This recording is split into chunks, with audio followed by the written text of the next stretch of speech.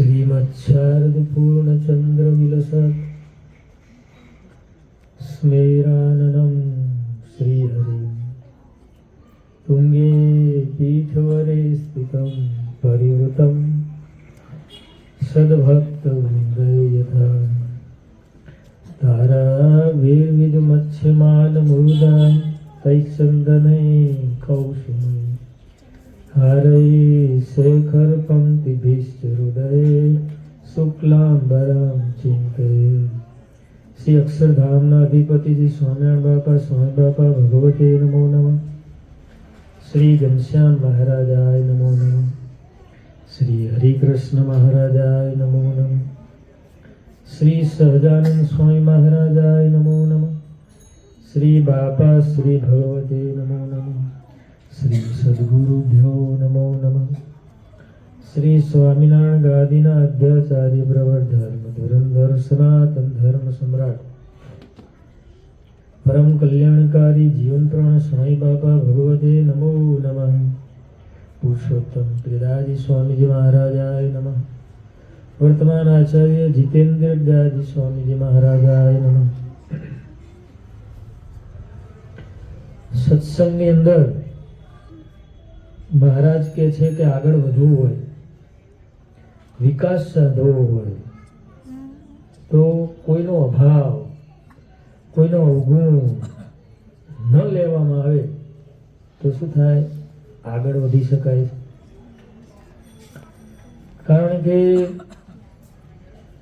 નિષ્ઠા જમાવી હોય ભગવાનમાં, શ્રદ્ધા કેળવવી હોય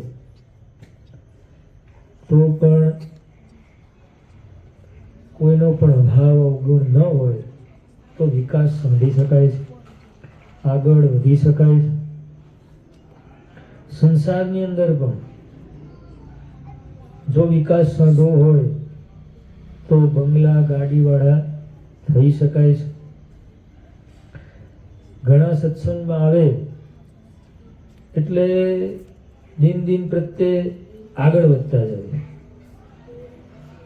ભગવાનનું ભજન, ભક્તિ, સત્સંગ આ બધું કરી કરીને આગળ વધે, વિકાસ સાધે.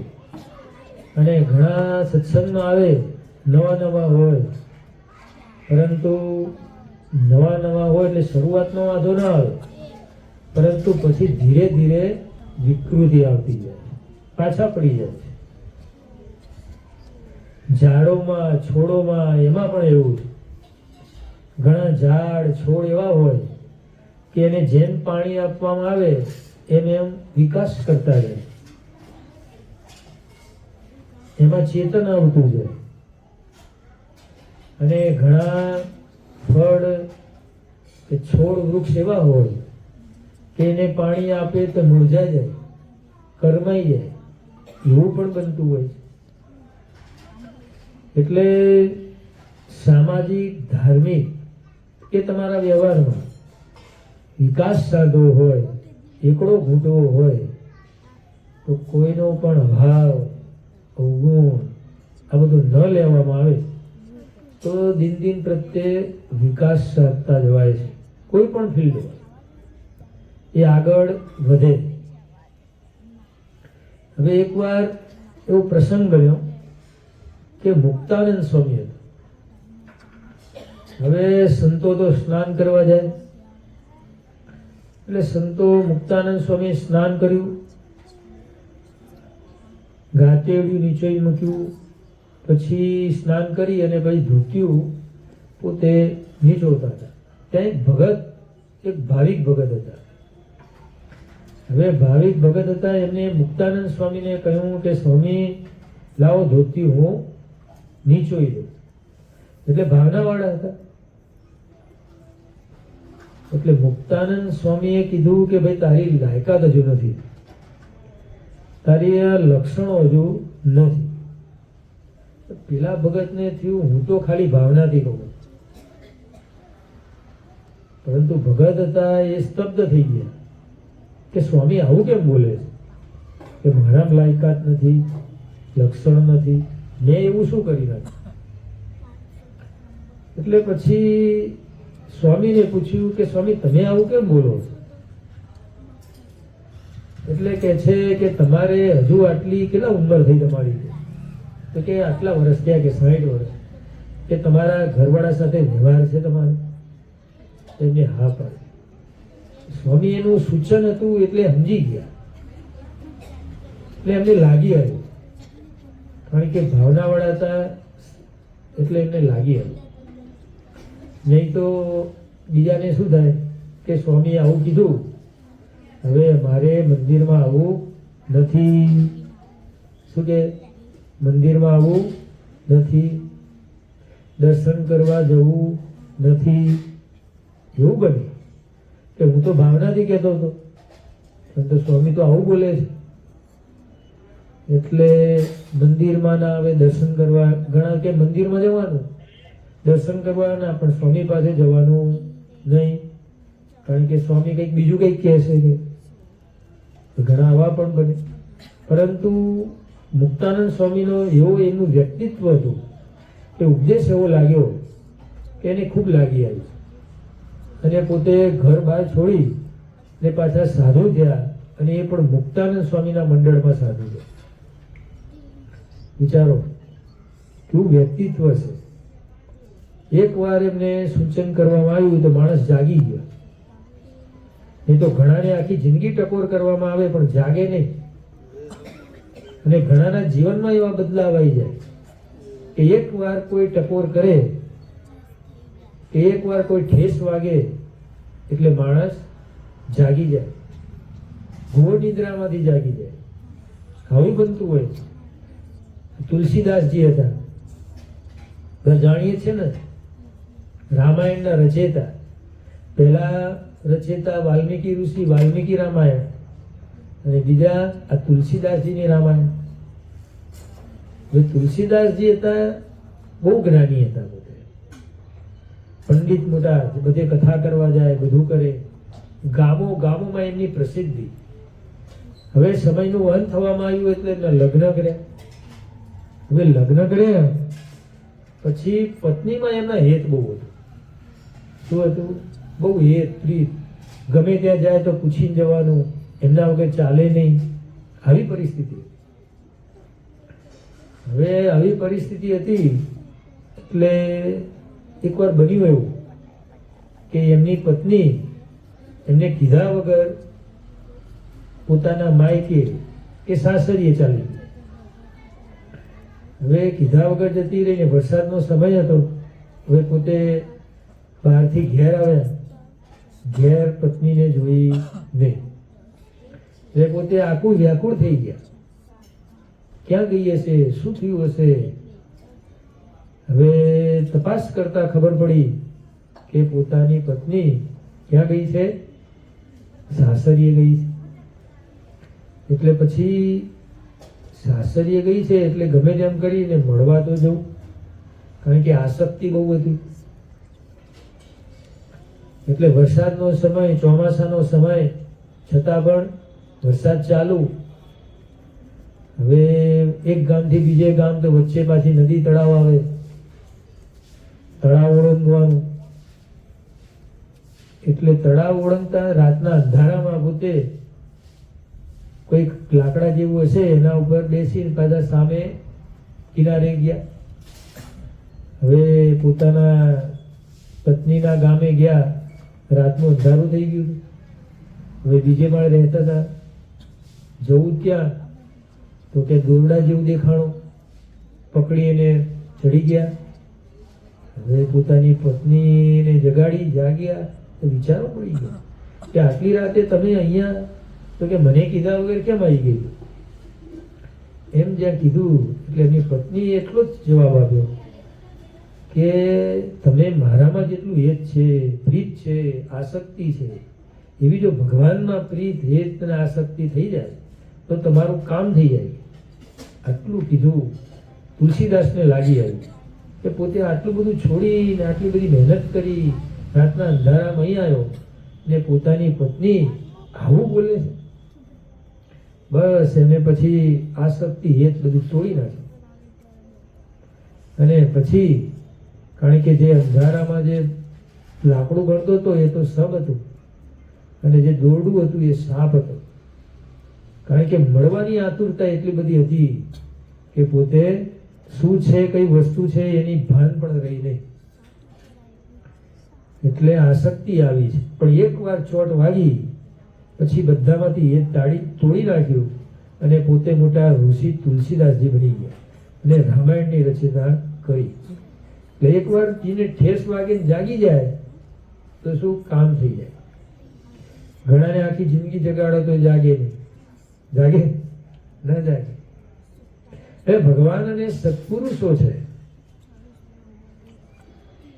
એમના નેજા હેઠળ, એમના આશરા નીચે કદાચ મંદિરમાં આવતા હો, માળા ફેરવતા હોય, કથા વાર્તામાં જતા હો, સત્સંગમાં જતા હો, તો દિવસે દિવસે બધું સત્સંગ, માળા, સદગ્રંથનું વાંચન આ બધું વધતું જાય.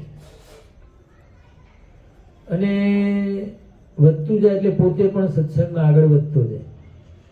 પરંતુ ઘણા એવા હોય શું કે પેલો કરે છે, પેલો નથી કરતો તો આપણે નહીં કરવાનું. પેલો આરતીમાં નથી આવતો તો આપણે આરતીમાં નહીં આવવાનું. પેલો માળા નથી ફેરવતો તો આપણે માળા નહીં ફેરવવાની. શું પેલો આમ કરે છે તો મારે આમ કરવાનું. બીજાનું જોવાનું, બીજો શું કરે છે, પણ આપણે શું કરીએ છીએ એ પહેલું જોવું પડે. કારણ કે બીજો તો ગમે તે કરે, બીજો તો ખાડામાં પડે તો આપણે શું કરવું? ખાડામાં પડવાનું. બીજા ગમે તે કરે,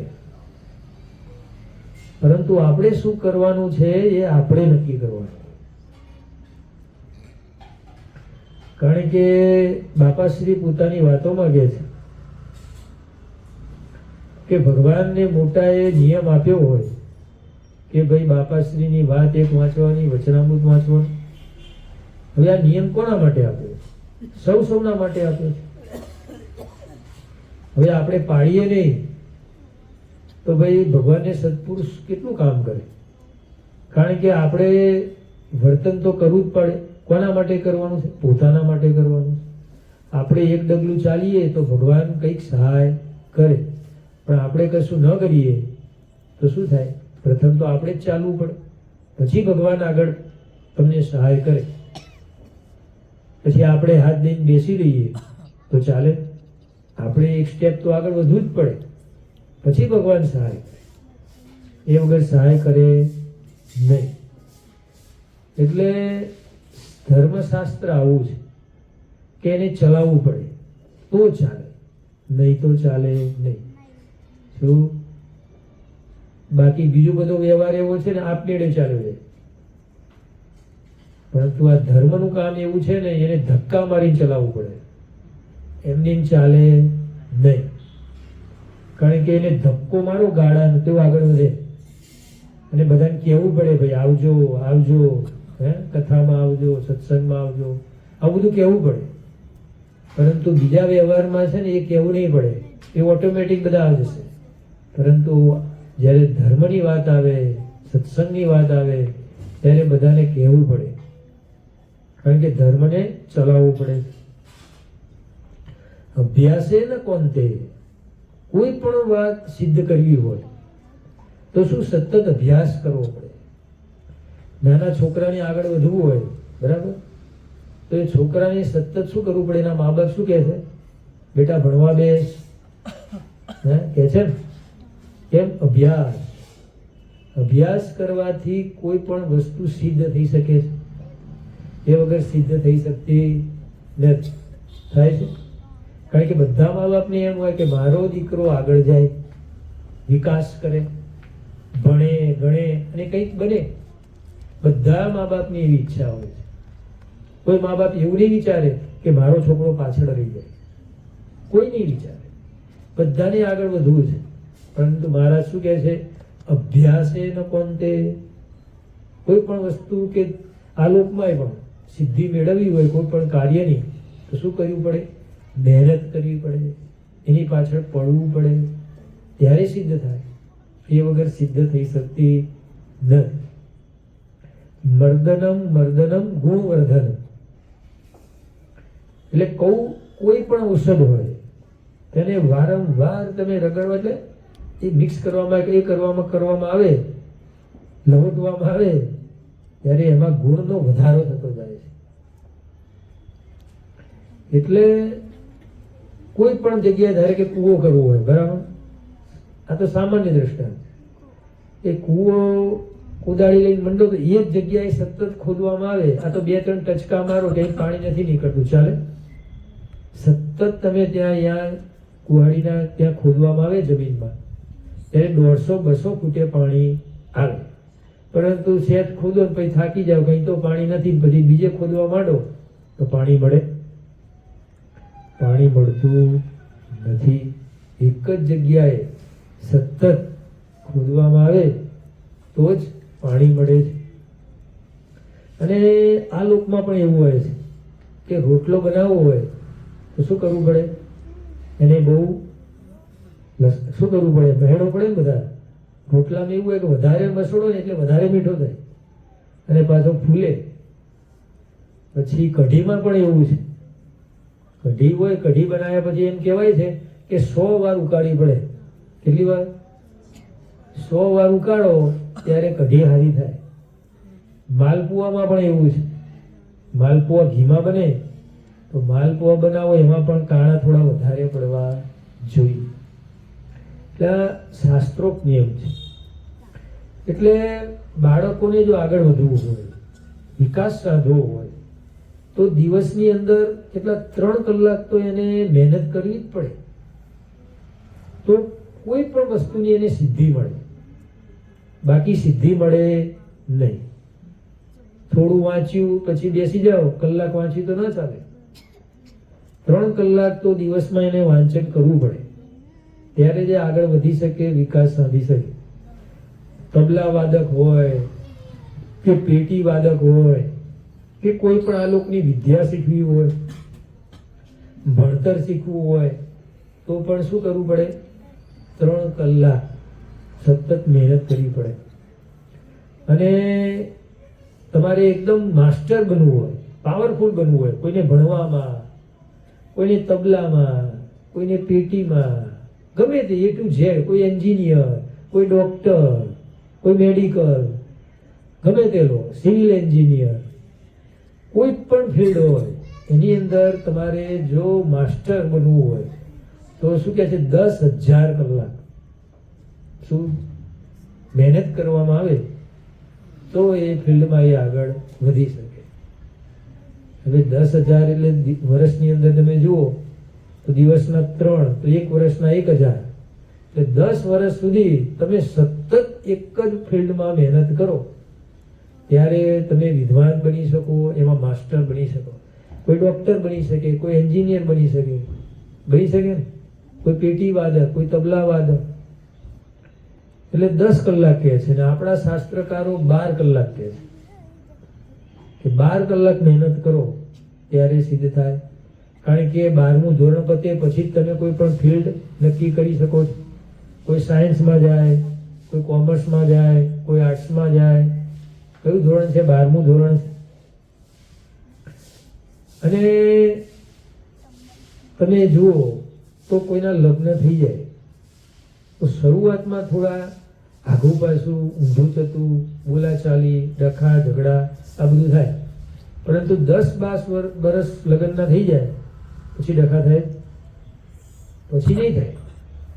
કારણ કે શરૂઆતમાં જે ગાળો છે ને એ બહુ હાચવવાનો. મારું તારું ઊંસા તુસી તારે થાય. પછી 12 વર્ષ જો લગ્નના વીતી ગયા પછી ગાળું થાળે પડી જાય, પછી વાંધો આવે નહીં. એટલે બધે પણ એવું છે.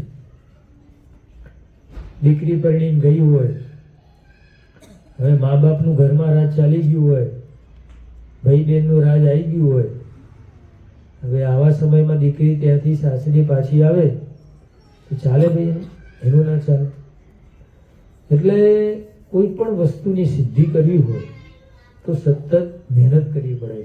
અર્જુન હતા બરાબર મહાભારતમાં, તો અર્જુન આટલા મોટા બાણાવળી કેમ બની શક્યા? કારણ કે નાની ઉંમર હતી ત્યારે દ્રોણાચાર્ય બધાને શીખવતા હતા.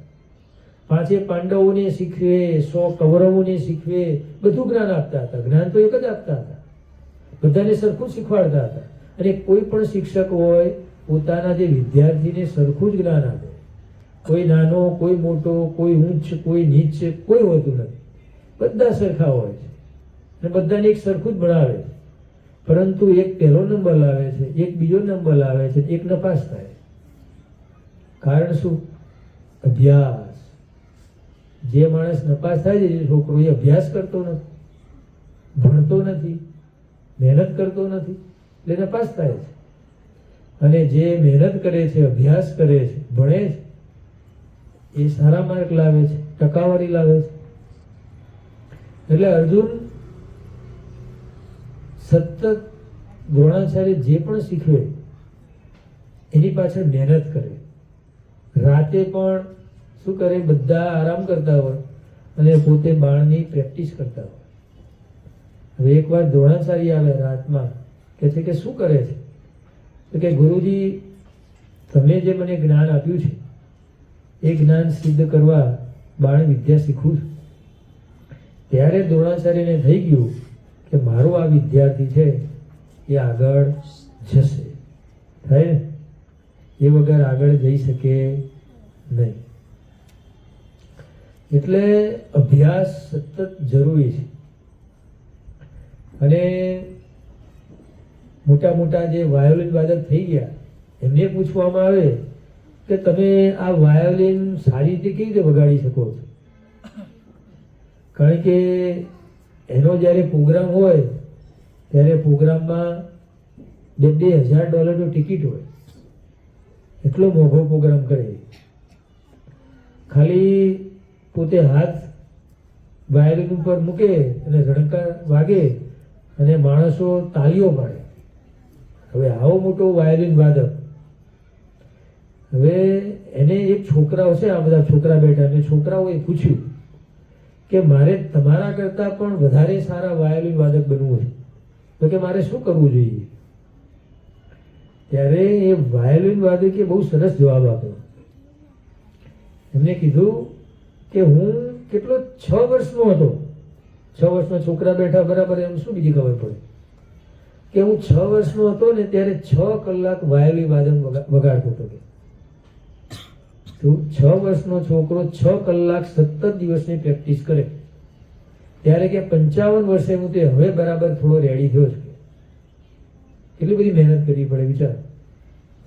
હવે પેલા કે તારે બનવું છે ને, તો કે મેં તો 6 કલાક કરી, તું 8 કલાક કર, તો 40 વર્ષે તું વાયોલિન વાદન સારો બની શકીશ. બોલો, આટલી બધી મહેનત કરે સારા વાયોલિન વાદક બનવું હોય તો. એટલે મહેનત વગર તો કોઈ પણ વસ્તુ સિદ્ધ થતી નથી. મહેનત બધામાં કરવી પડે છે. થાય એવી જ નહીં. તો આ મહાભારતની લડાઈ થઈ, બરાબર? તો મહાભારતની લડાઈમાં પુલ કરવાનો હતો. હવે પુલ કરવાનો હતો, આપણે જાણીએ છીએ કે કોન્ટ્રાક્ટર એટલે બે નીલ હતા, નળ ને નીલ, આ બે કોન્ટ્રાક્ટરો હતા. કારણ કે જ્યાં પણ એમને વરદાન હતું, કોઈ પણ વસ્તુ નાખી તો ચીપકી જાય.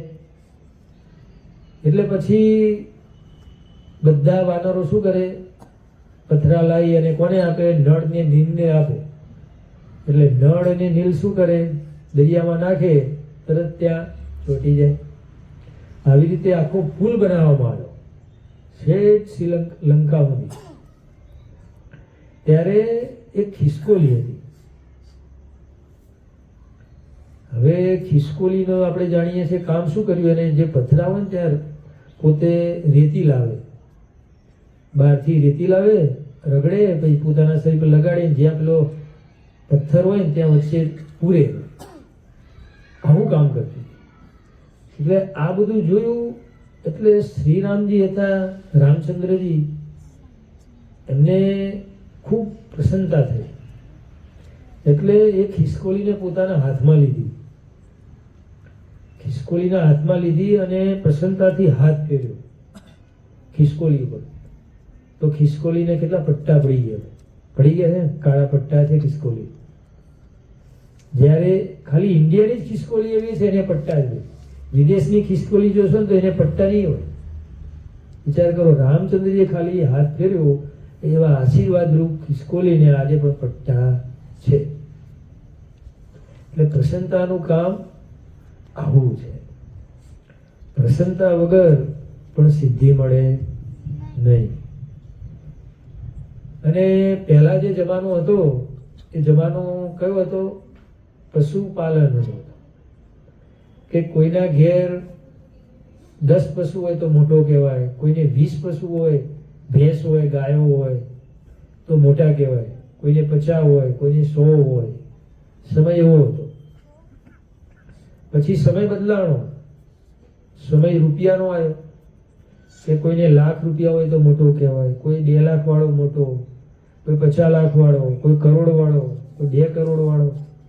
એટલે રૂપિયાથી પછી માણસની ગણતરી થવા માંડી, મોટાઈ આવવા માંડી. પછી આવડતનો જમાનો આવ્યો કે જેના જેટલી આવડત હોય એ હોશિયાર ગણાય. હવે જમાનો જ્ઞાનનો આવ્યો છે. શું? હવે જે જમાનો છે એ જ્ઞાનનો જમાનો છે. કારણ કે બધું હાઈજેક કરી શકાય, ડેટા ચોરી શકાય, બધી હોશિયારી જોઈએ ને. હોશિયારી વગર થાય નહીં. કારણ કે જ્ઞાન હોય તો જ બધું કરી શકાય, એ વગર કંઈ જ થઈ શકે નહીં. કારણ કે લક્ષ્મીજી અને સરસ્વતીજી આ બેમાં ભેદ ઘણો છે. કારણ કે લક્ષ્મી હોય એ તો ગમે ત્યારે આવી પણ શકે અને જઈ પણ શકે. કારણ કે લક્ષ્મીજી બહુ ચંચળ હોય છે. કોઈ પણ જગ્યાએ એક ઠેકાણે કાયમી રહેતી નથી, ચંચળ છે. માણસ કરોડપતિ હોય, ધનપતિ હોય, બધું હોય, પરંતુ અમુક સમય એવો આવે લક્ષ્મીજી ચાલ્યા જાય તો શું થાય? રોડપતિ પણ થઈ જાય. 2 ટંકના રોટલા ખાવા હોય તો વિચારતા થઈ જાય. શું થયું? તો કે લક્ષ્મીજી ચાલ્યા ગયા. શું થાય ને? ધનપતિ હોય તો રોડપતિ થઈ શકે છે, પરંતુ જે સરસ્વતી જે છે અને જે વિદ્યા ભણ્યા, શું, અને વિદ્યા જલ્દી આવતી નથી, એના માટે મહેનત કરવી પડે. પણ એકવાર જો વિદ્યા આવી ગઈ પછી એ વિદ્યા જતી નથી. એ રહે છે. લક્ષ્મીજી જાય પણ વિદ્યા જાય નહીં. એટલે સરસ્વતીજી આવા એ રહી જાય ત્યાં રહી જાય છે, પછી જાય નહીં. એટલે જીવનમાં આગળ વધવું હોય તો શું કરવું પડે? કોઈને આદર્શ બનાવવો પડે. શું? આ લોકમાં કહેવાય છે ને રોલ મોડલ. એને બનાવવું પડે કે મારે આગળ વધવું છે તો આ માણસને હું રોલ મોડલ બનાવું તો આગળ વધી શકું, નહીં તો આગળ વધાય નહીં. દાદા ખાચર જેવા બનવું હોય તો શું કરવું પડે? કોઈ પણ નિર્ણય લો તો આગળ શું રાખવાના? દાદા ખાચરને રાખવાના.